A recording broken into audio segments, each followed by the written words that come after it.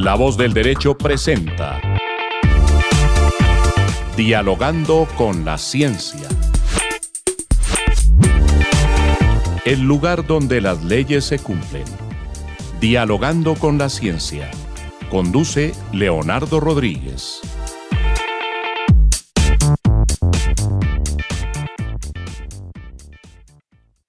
Muy buenas noches para todos. Nos encontramos nuevamente en el programa Dialogando con la Ciencia.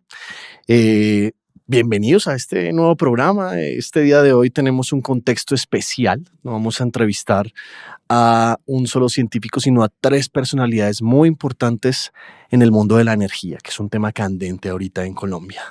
Recuerden que mi nombre es Leonardo Rodríguez. Me dedico también a la ciencia y me encuentran en redes sociales como Leonardo Rods. Bien. Es un placer para mí presentar a estas tres personalidades que tenemos el día de hoy. El ingeniero Alpidio Godoy, experto técnico en eficiencia energética y energías renovables.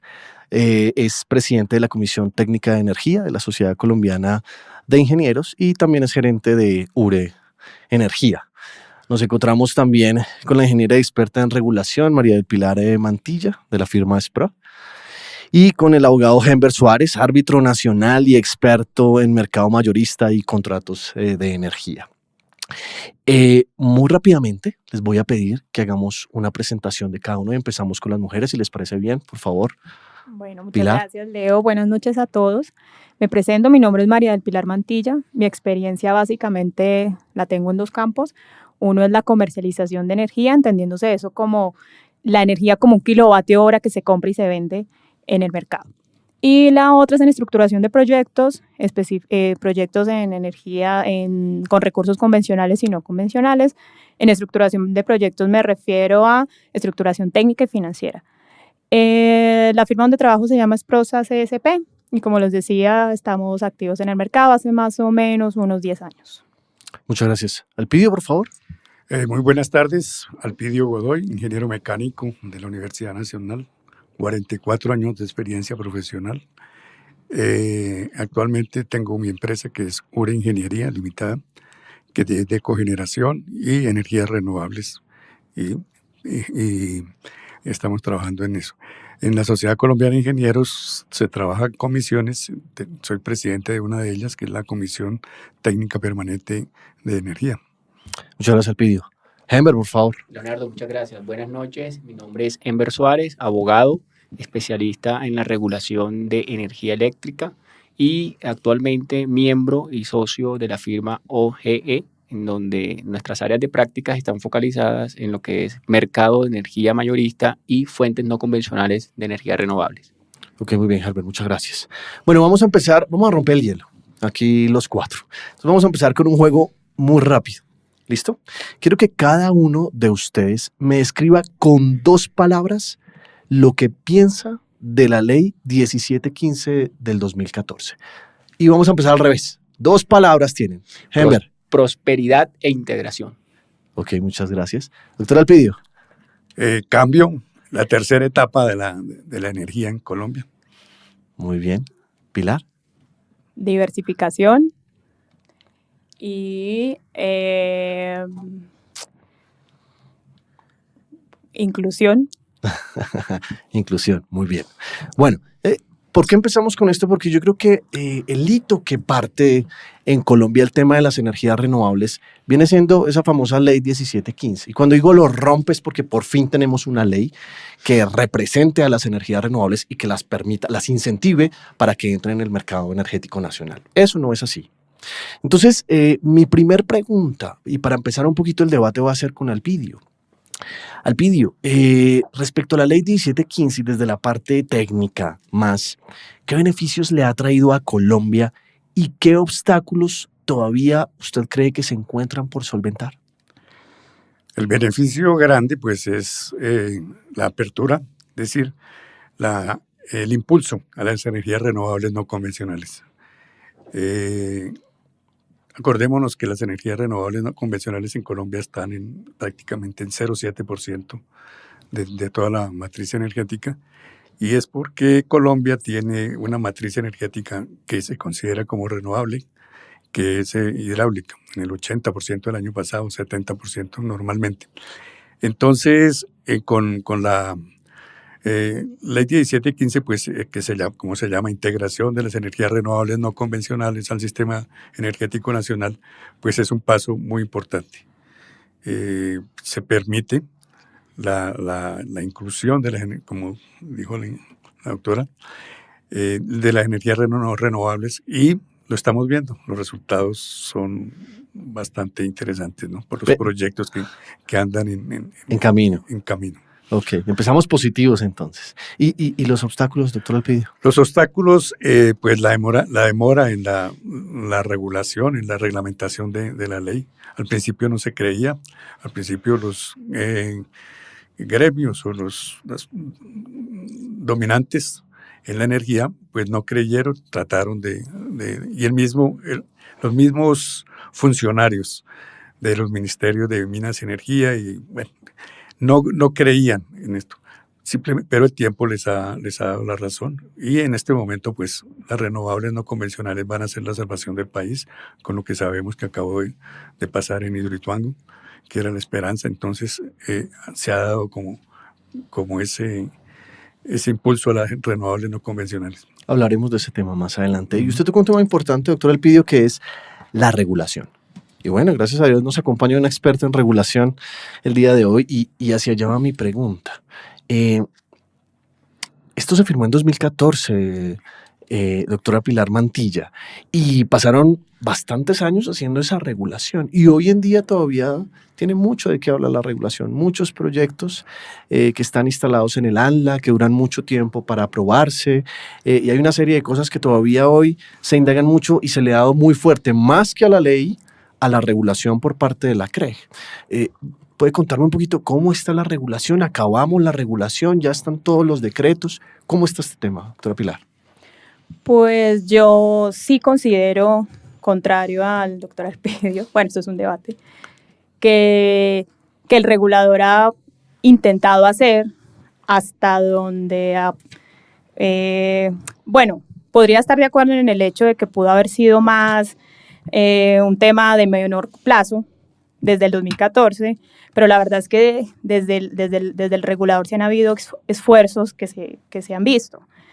¿Qué es lo que pasa? Lo que pasa es que desde el punto de vista de la ley, eso me lo corrige Ember, que es abogado, nosotros tenemos un principio de indiferencia tecnológica que ha sido y está concebido desde la ley 143 del 94. Entonces, digamos que romper este esquema pues ha requerido un trabajo mucho mayor. Cuando hablamos de principio de indiferencia tecnológica, ¿a qué hacemos referencia exactamente? Lo que quiere decir es que el mercado eléctrico colombiano está estructurado desde un punto de vista donde debe ser un mercado eficiente, y la ley lee la eficiencia como precio, es decir, sobre el costo que genera, valga la redundancia, generar esa energía. Entonces, todos acá que conocen de proyectos de generación saben que ahora pues ha habido una reducción importante de los costos de generación de las energías renovables, pero no así en los años anteriores. Y todavía sigue siendo un poco más costoso que generar con otras fuentes de generación. Por eso la importancia de tener una regulación o una reglamentación específica. Porque ¿qué era lo que pasaba anteriormente? Lo que pasó anteriormente y hasta el 2014 era que lo que se quería o lo que se dejó hacer era que las fuerzas del mercado trajeran las energías renovables solas. Y pues en vista de que esto no ha sucedido, por eso es que ha habido toda esta... ocurrió la ley y luego la reglamentación, pero no ha sido tan fácil por lo que te digo. Claro. Por ese principio de la indiferencia tecnológica. Es decir, aquí, por principio de ley, no debe haber una regulación especializada en una sola fuente de generación. Vuelvo y te repito, es un tema de costos. Ok. Que que lo podemos ampliar un poco con Enver si estoy equivocada. No, ahorita va a entrar Enver seguro con toda, nos va a barrer aquí y entonces yo voy a hablar antes de que nos barra. Y respecto al tema tecnológico me causa una curiosidad. Siempre hemos visto que obviamente en el SIN, en el Sistema Interconectado Nacional, los costos frente a lo que es generar con agua, pues obviamente son brutales o pueden ser brutales, también depende del tipo de tecnología, sea eólica, o sea solar, fotovoltaica, etcétera. Sin embargo, en las zonas no interconectadas... Bueno, ese es otro tema, ahí estamos completamente de acuerdo. Okay, sí, ahí sí no tengo ninguna discusión. Vale. Pero cuando hablamos de que la reglamentación completa y que lleva 4 años en esto, quiere decir que se han tenido en cuenta zonas no interconectadas, el SIN y absolutamente todo. El problema... hágale, don Alpidio. Doctor Alpidio, siga usted. Hablo sobre los costos. Y yo me refiero, y he publicado en mi Twitter y en LinkedIn, una publicación de la misma UPME, la Unidad de Planeación Minero-Energética, en la cual ellos han sacado un cuadro de costos. En energía se maneja una cosa que es el costo nivelado de energía, o sea, que incluye el costo de capital, el costo de mantenimiento, el costo de operación, los combustibles en caso que haya, y para sorpresa de todos, los renovables no convencionales, la solar particularmente, solar fotovoltaica, es más barata que la hidroeléctrica. Entonces yo reflejaba eso y me tocaba escribir, y mucha gente me escribía que por qué. Entonces le decía, yo no lo estoy diciendo, lo dice la UPME, lo publica la UPME. Entonces, lo de que es más cara las energías renovables no convencionales, no solamente ahora, sino desde hace unos añitos, ha cambiado la situación. Tal vez la información que tiene la UME es de los proyectos que se han inscrito recientemente. Ustedes están del orden de 600 proyectos de energía renovable no convencionales inscritos recientemente. Entonces, eso es interesante analizarlo. Sí, yo entiendo ese análisis, pero también entiendo cuántos megavatios instalados necesito, por ejemplo, de energía solar para producir la misma energía que produciría una planta de generación hidroeléctrica. Es decir, para producir la misma energía necesito muchos más megavatios instalados de solar que megavatios instalados de hidroeléctrica. Claro. Entonces ahí es un tema de la discusión.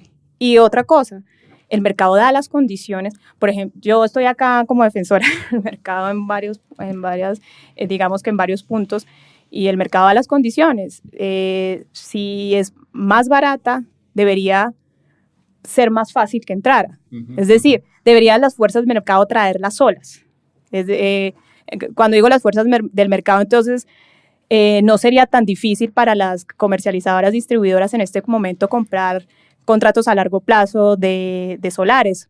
Pero sí ocurre eso. Y es porque al final hay un tema ahí de confiabilidad de la generación, de cuánta energía firme pueden ofrecer. Claro. Entonces, es un análisis que tiene muchos más, digamos, aristas que solamente el costo de generación específico. Claro. Y cuando me refiero a costo de generación, o a qué tan barato es, no solamente me refiero al costo de generación, sino a la confiabilidad. Claro. Sí, bueno, aquí empieza esto, pero Enver está que se nos habla. Sí, entonces, dejemos hablar a Enver. Démosle la oportunidad. Antes de que tenga una pregunta, tengo algo para ti directo. Dale, Leonardo. No, pero quiero que nos comentes un poquito lo que piensas respecto a lo que estamos hablando. Muy importante lo que acaba de mencionar Pilar. Tomo la referencia que hace de 1994. El tema de los renovables se materializa a través de unas figuras que no son nuevas, no son del 2014. Están desde el año 1994 y es lo que conocemos como esos productores marginales, específicamente autogeneración, generación distribuida y cogeneración. Eso está desde 1994. Antes de la ley 1715 ya teníamos también unas referencias en temas de renovables. Llegó la 1715 en el año 2014 y activa sin duda el desarrollo de estas figuras de la autogeneración. O por lo menos lo pone en discusión. Exacto. Llega después un complemento que yo creo, a mi modo de ver, que es esencial, y es la participación de la CREG en la regulación más detallada. Llegan entonces en el año 2015, la 024 de la CREG, después llega en el año 2018, llegan 2 resoluciones muy importantes, que son la 030 y la 038. La 030 para sistema interconectado y la 038 para zonas no interconectadas, en donde las figuras de la autogeneración toman mucha fuerza, empieza entonces a invertirse ese orden tradicional que nosotros tenemos o teníamos acostumbrados, que era que la energía bajaba de la red hacia el usuario o hacia la vivienda. En este caso se invierte entonces esa dinámica, empieza a cambiar por completo el mercado. Ya entonces estamos en la figura de esos prousuarios, usuarios productores de energía, enviándole, inyectándole excedentes de energía a la red, un reconocimiento a esos excedentes. Entonces hay una capitalización de esa entrega de excedentes y comparto, digamos, todo lo que hemos conversado. Desde la parte de los precios hay un avance. Desde la parte también de todo lo que tiene que ver con mercados, pues sin duda también tenemos un avance. ¿Qué falta? Sí, desde luego, pero considero que estamos avanzando en ese tema. Que pudo haber sido en un menor plazo, sí, siempre hay unas oportunidades de mejora frente a todo, pero a mi modo de ver yo creo que hay que ser benevolentes con el escenario en el que estamos. Hace un año tenemos esas dos resoluciones, la 030 y la 038. Creo que no cumplen el año. De manera que este es nuestro primer avance. En otras latitudes ya las subastas que nosotros vamos a ver en renovables, que se van a realizar ahorita en febrero, ya se han desarrollado hasta en 4 ocasiones. Nosotros vamos para la primera. Entonces hay que ser benevolentes porque también las mejoras regulatorias vendrán con esas experiencias que tendremos próximamente. Bueno, no te me adelantes, Alpidio, cuenta. No, estamos hablando de historia y entonces yo quiero hacer un recuento histórico mucho más primario, mucho más. La energía en Colombia pues se inició por los privados, Samper Bruce aquí en Bogotá con las plantas del Charquito y básicamente para cubrir las necesidades elementales de iluminación. Después se desarrollaron ya hidroeléctricas pequeñas y cada vez muy grandes.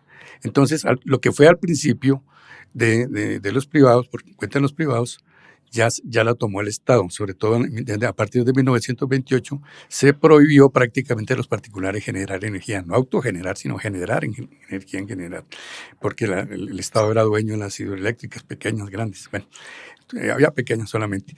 Después con la ley eléctrica y servicios públicos y la ley eléctrica 143 y la 144, pues se cambió el esquema, ¿no? Un poco y se permitió, pero palabras de la ministra en los recientes informes del Ministerio de Minas, esas ya cumplieron sus 25 años y ella dice que ya cumplieron su ciclo. Eso es lo que tenemos que ver.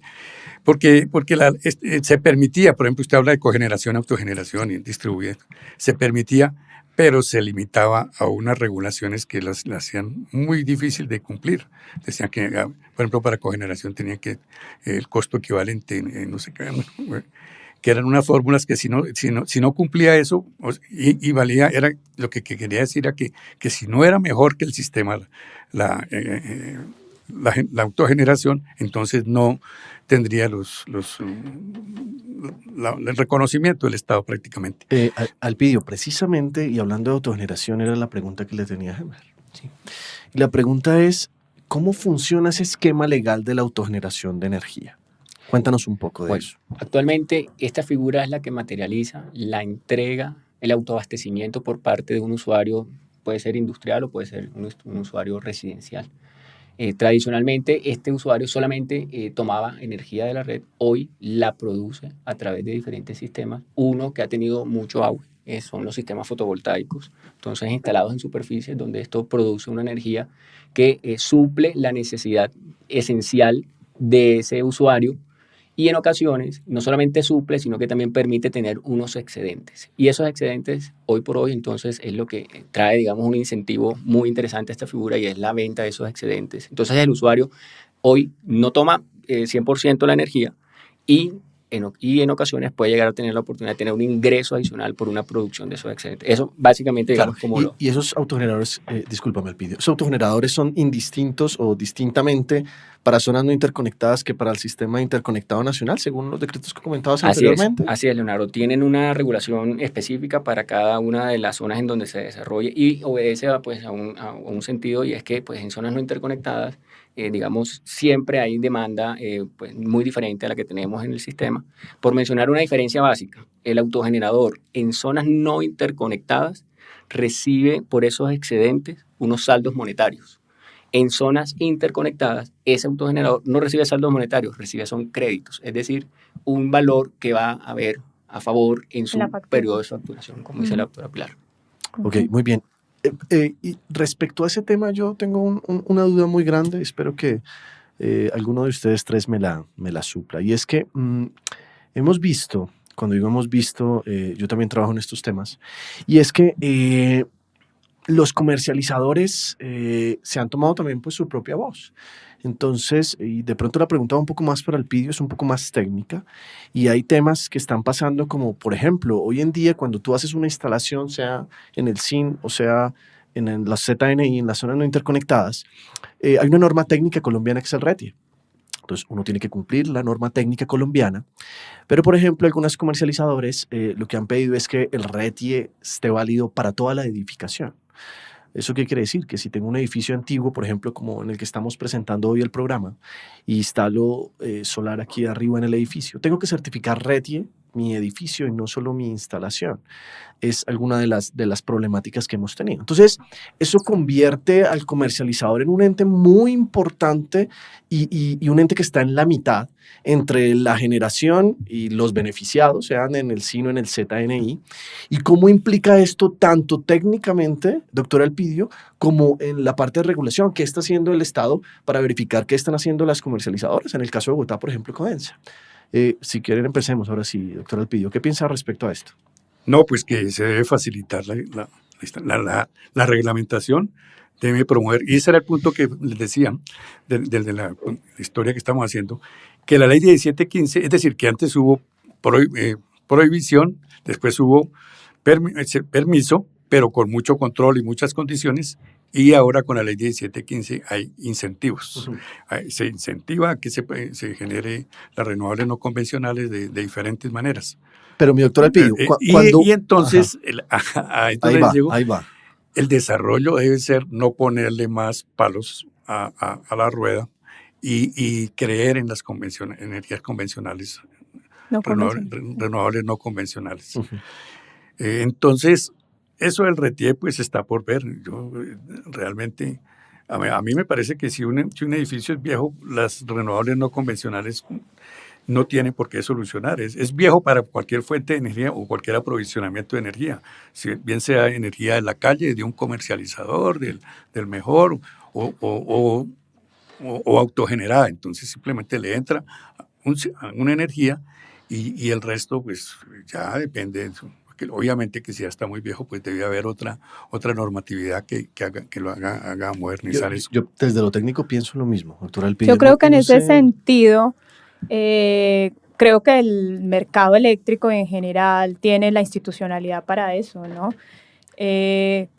Lo que me parece es que el regulador tiene una función y es hacer regulación técnica y económica, si no me equivoco, Enver. Así es. Técnica y económica para casos en específico o para actividades específicas. La autogeneración a pequeña escala, pues es una actividad que se regula. Por tanto, si yo tengo alguna queja sobre el comportamiento que tiene mi comercializador, siempre y cuando sea injustificada y yo lo vea así, para eso está la Superintendencia de Servicio Público. Creo que es algo que deberían conocer los usuarios o los oyentes, ¿no?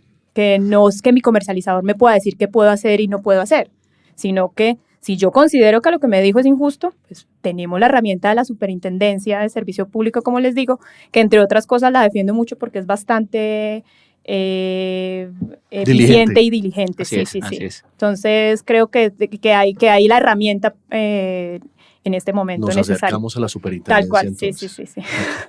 Sí, la superintendencia, en muchos foros de los que nosotros nos encontramos, ha hecho eso. Sí, cuéntenme. Claro. Que iban a sacar una cartilla junto con el Ministerio de Minas para facilitar todo eso. Uh-huh. y un mecanismo especial. No me acuerdo si era una página.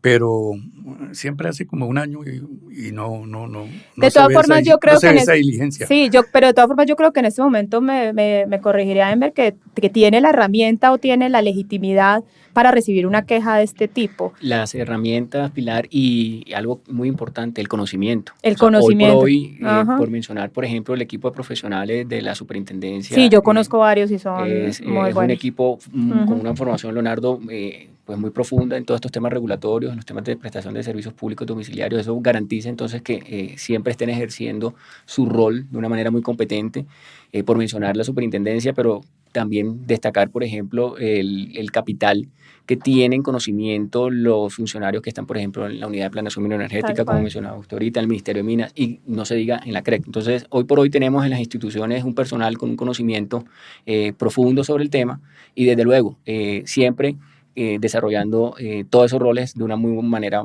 muy competente. Sí, Conclusión, es bueno. que pueden ir a la superintendencia. Así es. Muy bien. No, es bueno anotar o recargar lo que usted acaba de decir.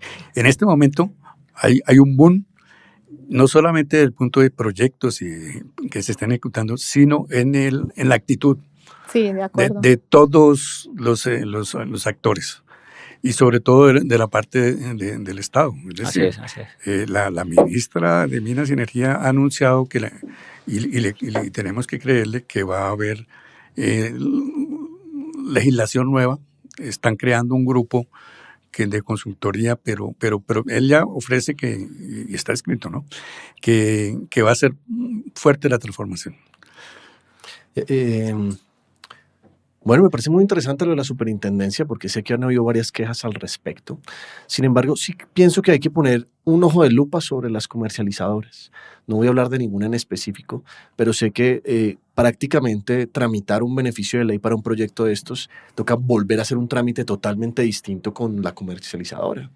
Entonces hay una serie de exigencias que son demasiadas, a mi parecer y al de muchos en el área, en el cual se vuelve mucho más complicado poder ofrecer este tipo de servicio. Entonces sí pienso que hay que ponerle lupa a las comercializadoras porque finalmente son las que nos permiten que al final mi excedente salga y poder brindárselo al resto de la comunidad o poder brindárselo al SIN, en este caso. Sí, lo que les decía, siempre y cuando pues se ha comprobado que está sobrepasando sus funciones, porque si bien también tenemos que entender que las comercializadoras distribuidoras tienen que hacer tipos de control, al final y al cabo es su red, ¿no? Y son responsables de que su red técnicamente responda a unos requerimientos, que puede ser que el requerimiento de uno vaya en contra de cualquier otra situación técnica que tengan.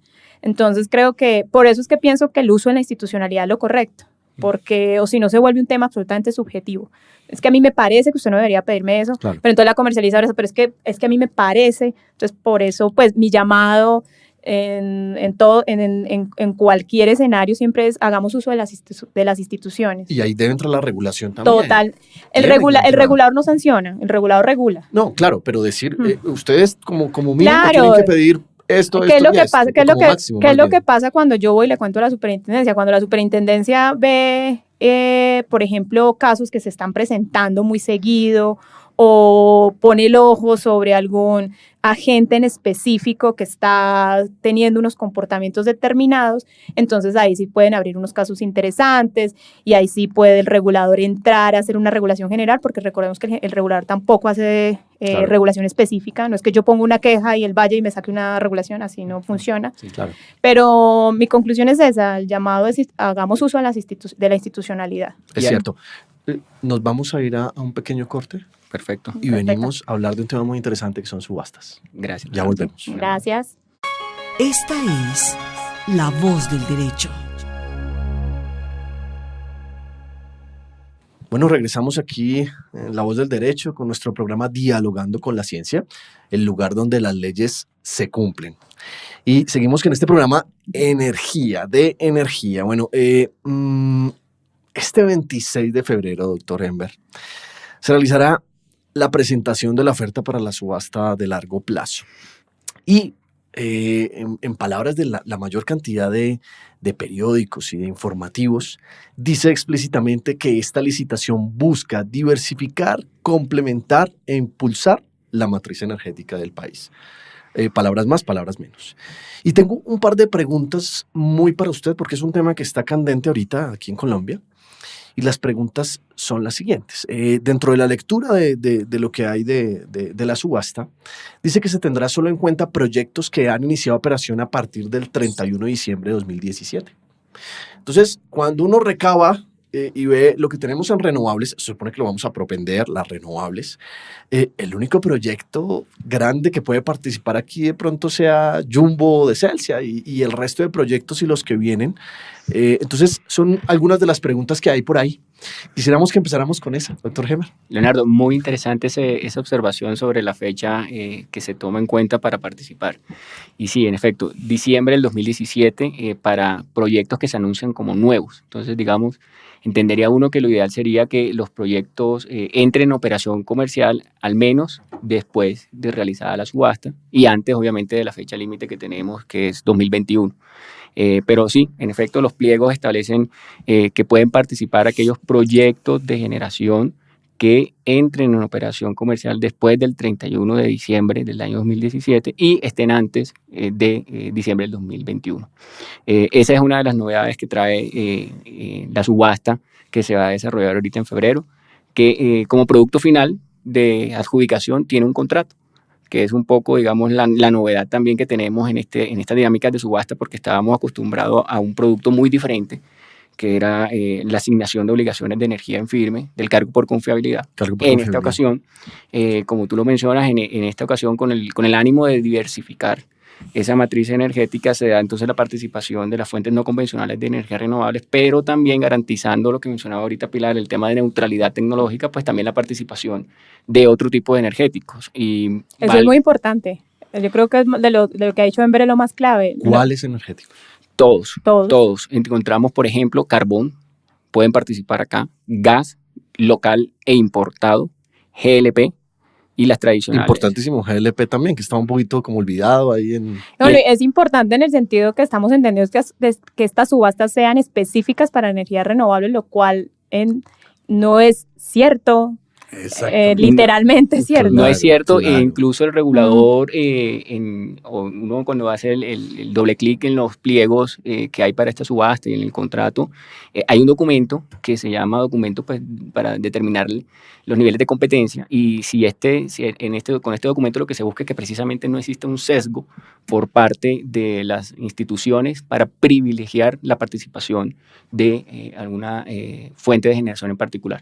Entonces, digamos, diversificar obedece a eso, es que van a participar diferentes energéticos y yo sí creo que digamos que en las fuentes no convencionales de energías renovables sin duda hay que impulsarlas para que entren como un complemento a toda la generación y a las fuentes de generación que tenemos, es decir, no desplazar la generación hídrica, no desplazar la generación térmica a gas, porque pues digamos necesitamos una penetración paulatina.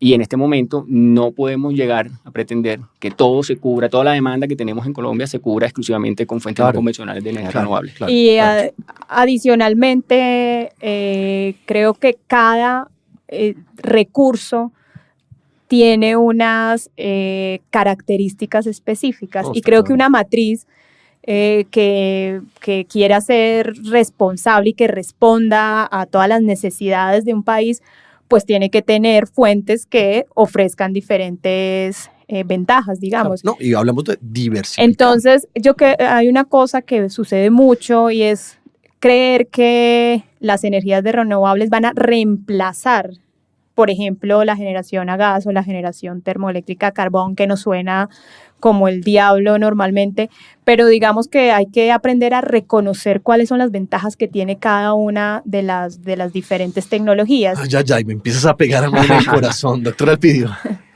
Quiero recalcar, resumir lo que se ha dicho aquí. Primero, la subasta no es de energías renovables como se titula en la prensa. Pues hay que invitar a la gente a los interesados, pues no es con noticias de prensa que se trabaja esto. Y segundo, el punto de la neutralidad tecnológica. La neutralidad tecnológica, pues sí, está escrita, pero yo creo que es lo que va a cambiar y lo que tiene que cambiar.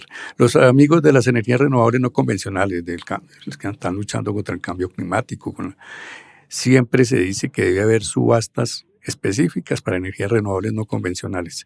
Porque la neutralidad es como si usted en atletismo, la neutralidad tecnológica es como si usted en atletismo, en una competencia deportiva, lo que sea, no pone categorías, entonces pone a jugar a los infantiles, los niños, contra ya los veteranos deportistas de alta competencia. Eso pasa, entonces, pues lógicamente que las renovables no convencionales son, en este caso, son niños, están en la etapa de aprendizaje. Es cierto. Entonces, si verdaderamente se quiere cumplir con los objetivos de desarrollo sostenible, con el cambio climático, impulsar las renovables no convencionales, pues se debe pensar, y eso pues tocará cambiar la legislación, y creo que es lo que está trabajando, o esa señal es la que está dando el Ministerio de Minas y Energías, concretamente la ministra, de que la ley 142 y la 143 ya cumplieron su papel y que hay que ir un poquito más más adelante. En IRENA, en el último Congreso Mundial que hubo, estuvieron discutiendo si era transición o si era transformación. Ok. Entonces, me parece que debe ser una transición y sin todo. Duda, sin duda. Vamos a experimentar cambios regulatorios que pueden, digamos, ir muy de la mano del tema legal y, por ejemplo, vamos a tener agentes que se van a dedicar al almacenamiento y ahí doy paso para el tema de las baterías que van a llegar próximamente. Pues ya tenemos una regulación, un borrador de regulación respecto del SAEP, que es el Sistema de Almacenamiento de Energía a través de baterías. Entonces, eso llegará y sin duda actualizará lo que usted menciona en cuanto al todo, digamos, el marco que tenemos nosotros legal y regulatorio. Que también pues hay que ser como un poco, pienso yo, insisto, benevolente en que los cambios no pueden darse con una sola resolución. Exactamente. ¿Sí? O sea, no podemos pretender que las resoluciones que fueron expedidas el año pasado solucionen todo lo que tenemos frente a las fuentes no convencionales de energía renovable. Es paulatino, claro, y se va a ir mejorando la regulación y afinando. No, y aparte de eso, lo que a mi modo de ver, una política energética pues tiene que ir de la mano con una política fiscal, con una política financiera de los países, con una política en general de desarrollo, que el principio de indiferencia tecnológica yo en muchas formas lo defiendo cuando estoy en un país con unas condiciones como las de Colombia. O sea, no se nos olvide, no tengo en este momento el dato, por ejemplo, de subsidios de energía eléctrica, lo que quiere decir que si yo tengo energía más costosa, pues entonces voy a presionar el presupuesto nacional. Entonces, mi punto es que las políticas energéticas tienen que cubrir muchas aristas de presupuestos nacionales, muchas aristas de condiciones de desarrollo de los países. Es decir, yo tengo mucha población en estratos 1 y 2 y 3, claro, que reciben subsidios, por ejemplo. Entonces, si yo encarezco mi matriz energética, sí. Y no hay que negar que todavía, como decía el doctor Alpidio, pues las energías renovables son un poco más costosas en términos de mantenerlas en una matriz. Entonces eso también va a implicar más costos en mi presupuesto. Entonces, por eso yo también estoy de acuerdo con Henber en que esto tiene que ser un tema absolutamente analizado, evaluado, y para mí sí tiene que ser una transición lenta. Y que no se cometan errores. Exactamente. Ha habido países que han cometido errores. España cometió unos grandes errores con su regulación, precisamente. Pero para terminar ese puntico que le pregunté a Henber, doctor Alpidio, le respondieron. Va a haber una transformación, pero en una transición paulatina. ¿Listo? Que es lo que hemos visto también durante estos 4 años, digámoslo así. La pregunta, otra para Henber, es ¿cuántas subastas de energía se desarrollarán este año, Henber? Dos. Mencionaste ahorita la del 26 de febrero. 26, 23. El 28 tendremos entonces aquella subasta en donde se asignará ya no un contrato, sino obligaciones de energía en firme para el cargo por confiabilidad. Para empezar en 2022. 2022, sí señor, y 2021 para el tema del contrato. Entonces tenemos esas dos subastas. Una es en el 23 de febrero, 26 de febrero. 26 de febrero es el 28. De febrero. Así es. Primero la del cargo, ¿no?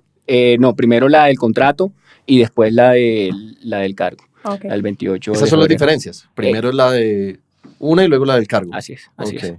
Okay. Son las dos subastas que digamos que surgen a raíz de todos los cambios y las experiencias o lo que ocurrió el año pasado con un proyecto de gran tamaño que se esperaba que ingresara al sistema.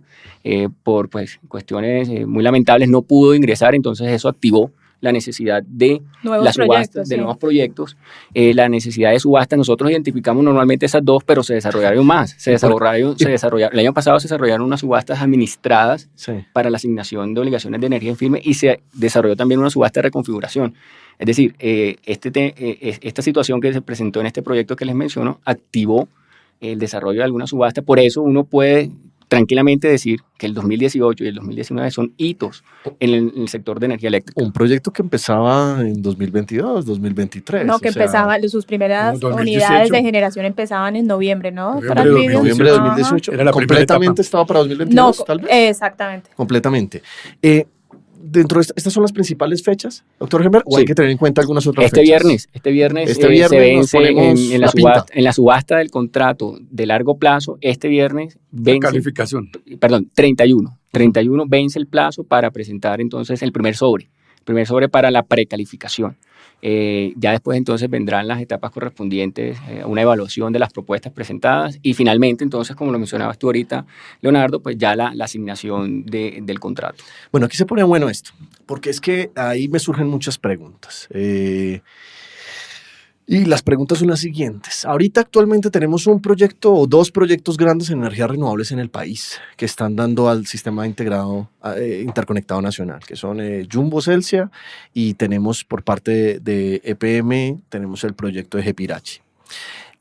Los proyectos que vienen, que estén en fase 3 en un mes, serán los próximos por salir y que llegando, tú me decías que la fecha límite para presentar los proyectos es diciembre de 2021. Sí, para estar ya en operación. Para En lo estar que tiene ya que en ver, operación. en lo que tiene que ver con la subasta del contrato a largo plazo. Un contrato a largo Y plazo. la fecha del 2017 es para La entrada Para en operación. habilitarlos. Es que tienes un periodo en donde Sí, como de presentación. es un periodo de balance. Entonces, digamos, son los proyectos que estén en operación comercial después de diciembre del 2017 y que estén también en operación comercial antes de diciembre del 2021. Esos son los que pueden participar en la subasta del contrato de largo plazo. O sea que la UME tiene una presión ahorita gigante con los proyectos que estén en fase 2 y sin fase duda. 3. Y ha sido muy diligente porque recordemos que les ha tocado también pues muy duro y pues sacaron muy diligentemente el 28 de diciembre pliegos. Ahorita el 24 de enero nuevamente hicieron unas adendas a esos pliegos. Entonces también han tenido que estar muy concentrados en todo lo que tiene que ver con la subasta del contrato a largo plazo. Así es. A mí me sigue preocupando, Gember, y hoy precisamente antes de venir a esta buena charla con ustedes, hice números. Entonces me metí a la UME y descargué el Excel de proyectos registrados. Y me asusté un poquito con dos números que encontré, o con varios números que encontré. Voy a comentarlos aquí y ustedes me dicen cómo lo ven. Primero, en solar, que estén activos, son 684 inscritos. ¿En qué fase, Leo? En total, activos inscritos en total, en todas las fases, 684, unos 4.346 megavatios de instalación. 7 están en fase 3. Pocos proyectos están en fase 3, de los cuales son 41 megavatios. ¿Okay? Es poco, es muy poco. ¿Fase 2? Tres. Fase 3. Okay. ¿Y fase 2 cuántos viste? Fase 2 no lo tengo aquí registrado. Serán un poco más. En eólica tenemos 20 inscritos activos, de los cuales son 2.747 megavatios, 13 en fase 2, no hay ni uno en fase 3. Tenemos 3 en fase 2. Y de esos 3 en fase 2 son unos casi 1.800 megavatios. Entonces estamos hablando 1.840, estamos hablando que no llegamos a los 2.000 megavatios. En biomasa hay 14 inscritos. Cuando hablo de biomasa, hablo de todo, de residuos agrícolas, pecuarios. Sólidos urbanos no hay ninguno, hay 0, lo cual me parece preocupante. Y tenemos que no hay ninguno en fase 3 y son solo 59 megavatios. No llegamos a los 2.000 megas. Cuando nos pensamos en el proyecto del que estábamos hablando, que todos sabemos cuál es Hidroituango, estamos hablando de unos 2.500 megas, 2.400 megas, 2.400 megas de capacidad. Diría yo que para poder llegar a esa falencia para 2022, si hacemos una comparación de estos proyectos en fase 3 y en fase 2, todos los eólicos que están en fase 2, tendríamos que llegar antes de diciembre de 2021 con todos estos proyectos aprobados y nos faltarían si queremos meter más matriz renovable. Quiere decir, y esos son los números rápidos que hago, doctor Gember, doctora Elpidio, doctora Pilar, es que en 2022 los contratos de energía renovable van a ser muy poquitos. Y es una suposición que hago. ¿Qué piensan ustedes respecto a este tema? Bueno, yo creo que si lo vamos a hablar desde la base de Hidroituango, creo que el mercado en general, el regulador, ha tomado unas medidas. Por ejemplo, las subastas de reconfiguración fueron unas, las subastas de cargo que van a haber ahora son otras. Por tanto, creo que la planeación respecto a las necesidades de energía en firme, que es lo que a uno le preocupa, no la confiabilidad de un sistema, está cubierto. Así es. Sí, creería en ese orden de ideas. Sí. Enver me entiende, me hace ojitos apenas. Bueno, por lo menos, a ver, hay cosas que se le escapan al regulador, ¿no? Sí. El regulador saca unas subastas de reconfiguración, saca unas nuevas subastas de cargo, pero acuérdense que los proyectos tienen 1000, digamos, condiciones para entrar en operación, que se salen de control, las licencias ambientales, comunidades, una cantidad de cosas. Entonces, digamos que desde el punto de vista de regulación eléctrica, pues están tomando las medidas, ¿no? Ahora, pues tiene que haber, en este orden de ideas, tiene que haber consecuentemente, pues, unas disposiciones de las diferentes instituciones, sea la ANLA, sea las corporaciones ambientales, sean en general todas las instituciones. Entonces hay que dejar claro que esto no solamente depende, digamos que la tarea desde el punto de vista del sector eléctrico se ha estado haciendo. Eso es importante. Sí. Comienza todo después de la subasta. O sea, estamos concentrados en que ahí hay algo en que entretenerse, que son los pliegos, las condiciones para participar en las dos subastas, pero realmente, una vez asignadas las obligaciones de energía en firme o adjudicado el contrato, es que realmente se da inicio a la labor de construir los proyectos. Claro. Entonces, muy de acuerdo con lo que dice Pilar. Ahí también hay una participación muy activa que sin duda llegará por parte, por ejemplo, de los actores, de las autoridades, las instituciones ambientales. Recordemos que, por ejemplo, por mencionar, si estamos como en efecto estamos muy alineados con la penetración y la participación de las renovables, pues la construcción de un parque solar involucra gran cantidad de hectáreas, que eso a su vez también implica una labor de negociación de servidumbres, estudio de títulos, saneamiento de temas prediales. Entonces, eso involucra, pues, desde luego, unos trámites que requieren una participación también muy, muy activa y una colaboración que sin duda se va a dar por parte de las autoridades frente a las cuales se gestionen esos permisos o licencias. Claro, claro. Conclusión. Hay que esperar. Conclusión. Para mí es una subasta de energéticos y invitamos a las renovables a ver qué pueden hacer. Estamos midiendo. ¿Sí? Yo creo. Sí, estamos midiendo el verdadero potencial. No, y yo también. Es muy importante la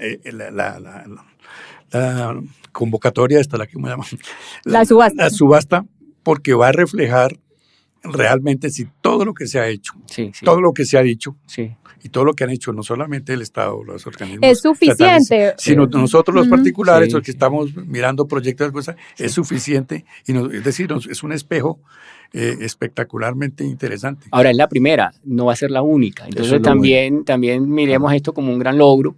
De golpe, si se ve la necesidad en el transcurso del 2019 de programar algunas otras subastas, pues el regulador lo hará. Pero sí, creo que es muy de destacar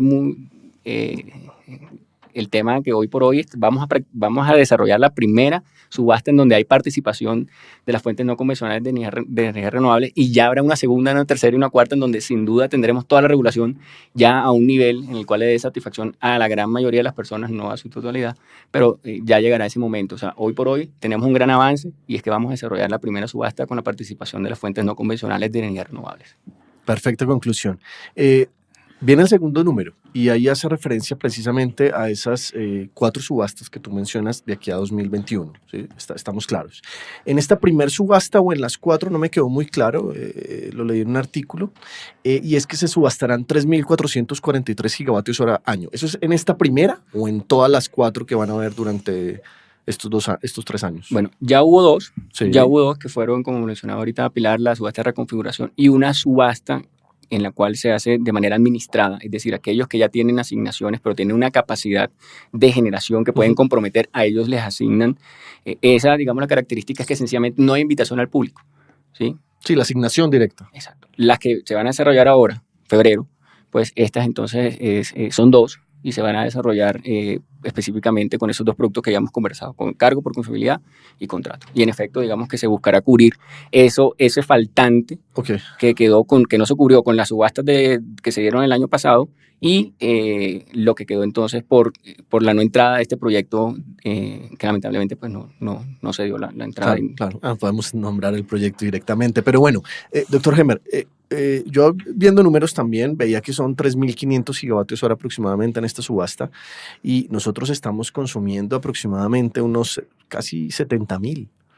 O sea, nuestro consumo es altísimo. Realmente quisiera ver o entender las dimensiones y precisamente esta primer prueba de esta subasta y por eso son solo 3.500 para empezar a problemas, porque realmente vamos a tener inconvenientes más adelante, no solo para 2022 por la salida de Hidroituango, si finalmente sale o no, sino por lo que se viene para el país en demanda energética. Sí, está creciendo A un ritmo impresionante, de mes a mes a 3.5% o algo así. Hay unas estadísticas del año pasado. Sí, Leonardo, ahí me das pie para mencionar una cosa y es que el rol activo que tenemos hoy por hoy los usuarios, también hay unas figuras en la regulación que también se han activado, respuesta a la demanda, eficiencia energética, demanda desconectable voluntaria. Entonces, eso es sencillamente la participación ya de los consumidores en tener un consumo eficiente, claro, más racional, con reducciones de consumo para que precisamente se alivie esa demanda. Esa presión. Esa presión que se tiene, claro que sí. No, pero hay un punto importante para considerar en eso, en cuanto a los 70.000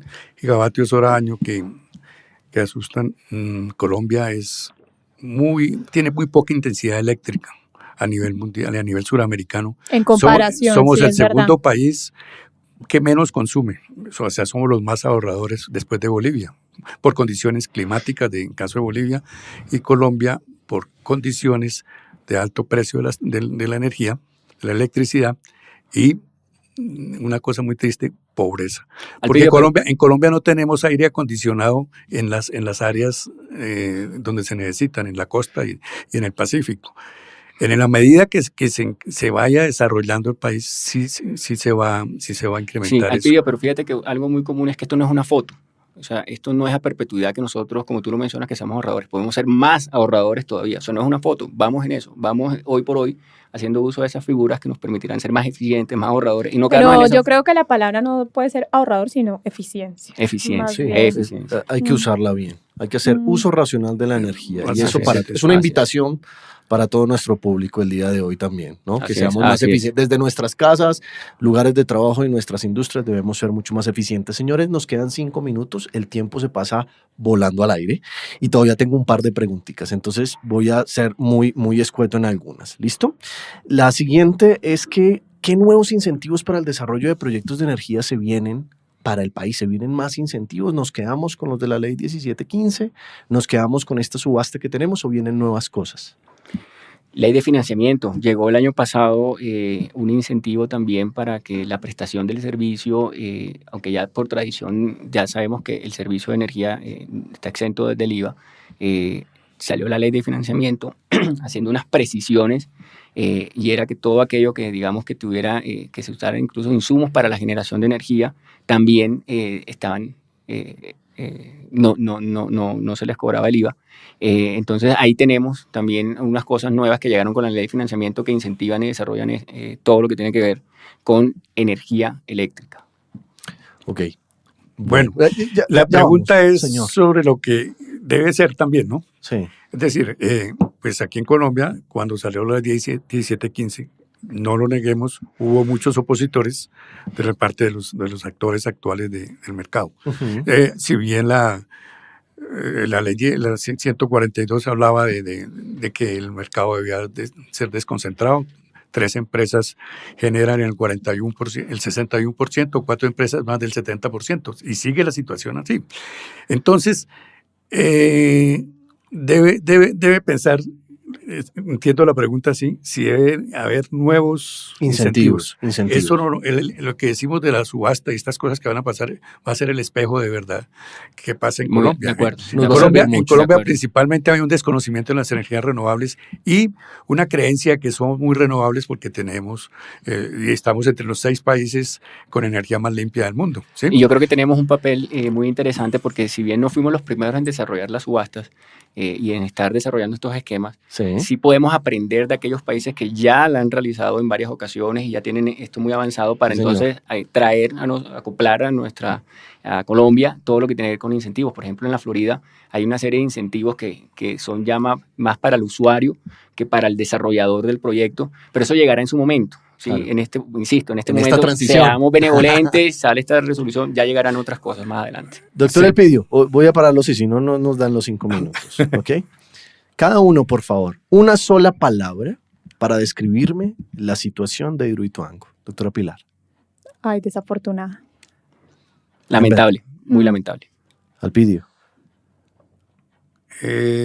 Mucho optimismo por parte de EPM. En contra de realidades que se les habían advertido. Era una palabra, Elpidio, por favor, una palabra. Optimismo. Bien, sí o no, debemos agradecer a Hidroituango, lastimosamente, el impulso a la subasta. Doctora Pilar, ¿sí o no? No, creo que el país tarde o temprano, de pronto puede ser que haya agilizado unos temas, pero eso no estoy seguro, esto es absolutamente subjetivo, porque no puedo leer la mente ni del regulador, ni del planificador, ni del director de política energética. Pero Colombia tarde que temprano iba a llevarla el mercado y digamos que las tendencias mundiales al tema de la inclusión de energías renovables, o sea que creo que no necesariamente. Doctor Hember. No. Doctor Elpidio. Pues yo repito unas palabras que oí del decano de Ingeniería, Jorge Tadeo Lozano, que la solución más rápida para el problema de Hidroituango son las renovables no convencionales. Lamentablemente tuvo que suceder Hidroituango para que se empezara a ver, porque a más corto plazo es la solución mejor. Sí, porque cualquier solución con gas, que acordémonos que el gas es un combustible y es combustión y es importado en este momento. Claro, pero uno de los más limpios, ¿no? Es de transición. Sí, pero también un tema es que las energías renovables pues tienen muchas, digamos, beneficios o tienen muchas cosas bondades, pero una no es la firmeza. Claro. Y este es un país que necesita firmeza, entonces no estoy tan segura que la solución completa sea vamos a necesitar otra hora de diálogo en otra charla. Y la última y para terminar, yo de verdad lo siento mucho, la verdad ha sido un programa excepcional. Este es para Elpidio y para Pilar, que son más de la parte académica desde su perspectiva. Y estando también precisamente en la academia. No, Enver también da clases y todo, por supuesto. Enver. Bueno, entonces para los 3, ¿cómo ven la investigación y la innovación energética en estos momentos para el país con todos estos temas? Yo creo que yo le haría primero un llamado en general a las universidades y es, para poder proponer tengo que entender. Y creo que una de las principales falencias que tienen las facultades que intentan entrar en el tema de energías es entender el mercado. Yo puedo tener muchas bases técnicas y muchas bases de ingeniería, pero lo que yo veo que pasa generalmente es que distan mucho de esas necesidades que tiene el mercado. Creo que mi llamado primero es aprendamos del mercado para poder hacer soluciones aplicables. Muy bien. ¿Doctor Hember?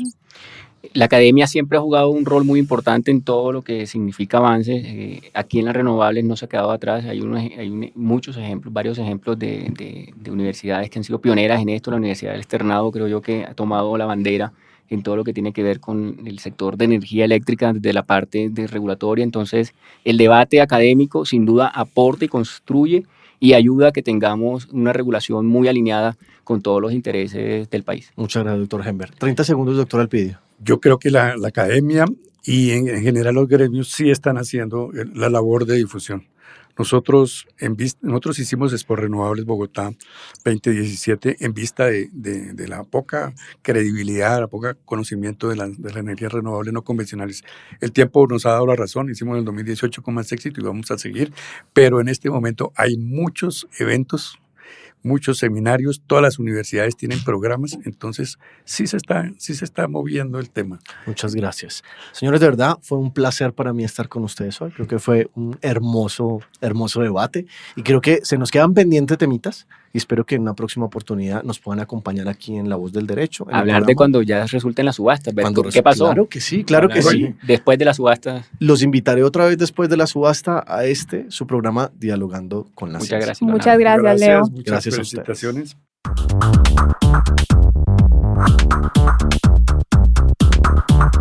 La Voz del Derecho presentó Dialogando con la Ciencia. El lugar donde las leyes se cumplen. Dialogando con la Ciencia. Condujo Leonardo Rodríguez.